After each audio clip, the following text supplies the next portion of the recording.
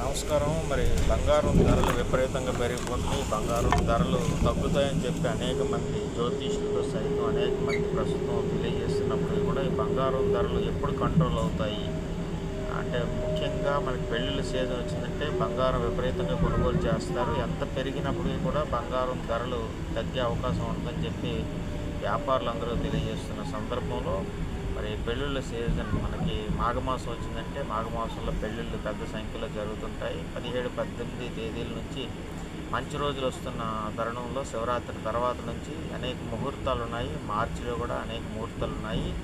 So బంగారం అంటే మధ్యలో కొంత తగ్గినప్పటికీ కూడా ఈరోజు అంటే మనం డేట్ ఈరోజు చూసినట్టయితే 8వ తేదీ ఫిబ్రవరి 8వ తేదీ ఈరోజు కూడా దాదాపుగా 1,60,000 మనకి బంగారం ధర కనపడుతుంది. 10 గ్రాముల బంగారం ధర అంటే 1,59,000 చిల్లర ఉన్నది.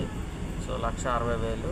సో ఈ రకంగా ఇంకా పెరుగుతుంది. 2 లక్షల వరకు చేరిపోయే అవకాశం ఉంది. ఎందుకంటే పెళ్ళిళ్ళ సీజన్లోనే అందరూ కొంటారు కాబట్టి పెరిగినా తగ్గినా కూడా ఈ బంగారాన్ని కంపల్సరీ కొంటారనే ఒక ఉద్దేశంతో అంటున్నారు.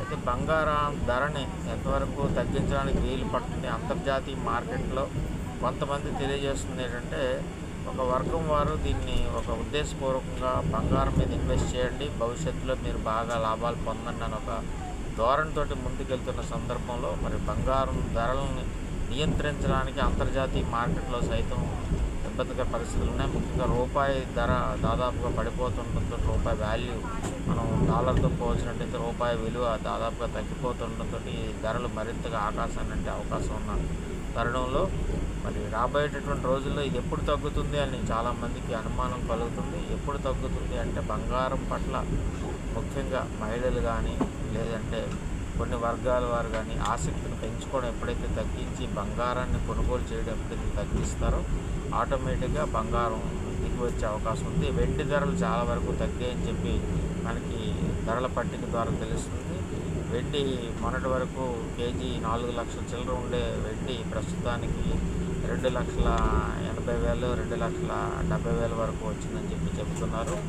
ఏదేమైనప్పటికీ వెండి బంగారం ధరలు చాలా వరకు తగ్గితే తప్ప కొనుగోలు చేయడానికి ఆసక్తి చూపని అనేక వర్గాలు ఉన్నాయి. అయితే పేద మధ్యతరగతి బడుగు వర్గాల వారై తమ పెళ్ళిళ్ళు చేసిన మాత్రం ఎట్టి పరిస్థితుల్లో బంగారం కొనాలి కాబట్టి ఎంత ఖర్చు అయినా కూడా అంటే ఎక్కువ బంగారం కొనాల్సి వచ్చాడు తక్కువ బంగారాన్ని కొంటారు తప్ప బంగారు కొనుగోలు మాత్రం ఆగవు. ఏదేమైనప్పటికీ వ్యాపారులు కూడా సరైన వ్యాపారం జరగడం లేదని ఒక ఇబ్బందుల్లో ఉన్నారు. మొత్తం మీద బంగారం తగ్గడానికి తగ్గుదలకు సూచనలు మే నాటికల్లా తగ్గే అవకాశం ఉందని చెప్పి చెబుతున్న సందర్భంలో అప్పటి వరకు వేచి చూడాలని చెప్పి నిపుణులు తెలియజేస్తున్న తరుణంలో మనందరం కూడా మే వరకు వెయిట్ చేయండి. పెళ్ళిళ్ళు ఉన్నప్పటికీ కూడా తక్కువ బంగారం అవసరమైన మేరకు అంటే 10 తులాల బంగారం కొనాలనుకునేవారు 2 తులాలు 3 తులాలు కొంటున్నారు. అది కూడా ఇంకా తగ్గిస్తే బాగుంటుంది. ఆ ఇన్వెస్ట్మెంట్ వేరే రకంగా పెట్టుకుంటే బాగుంటుందని చెప్పి కూడా ఆశిస్తున్నారు. ధన్యవాదాలు. నమస్కారం.